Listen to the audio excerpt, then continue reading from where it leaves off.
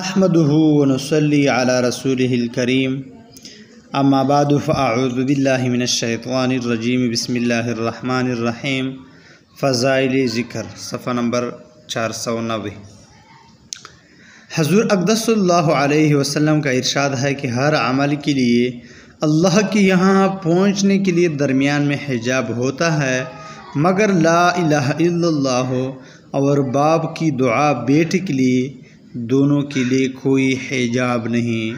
معزز سامعین کرام، حضور اکرم صلی اللہ علیہ وسلم کا حدیث پاک ہے جو میں نے آپ لوگ کے ساتھ شیئر کیا، اور اس کے فائدے میں شیخ صاحب لکھتے ہیں پردہ نہ ہونے کا مطلب یہ ہے کہ ان چیزوں کے قبول ہونے میں ذرا سی بھی دیر نہیں لگتی، اور امور کے درمیان میں قبول تک اور بھی واسطے حائل ہوتے ہیں، لیکن یہ چیزیں براہ راست برگاہ الہی تک فوراً پہنچتی ہے۔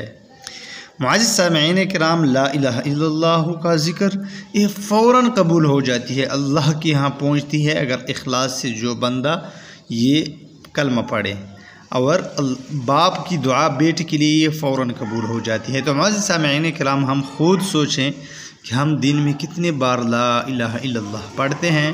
اللہ ہر مسلمان کو اس ذکر کی توفیق اور کلمہ پڑھنے کی توفیق عطا فرمائیں۔ وآخر دعوانا الحمدللہ رب العالمین۔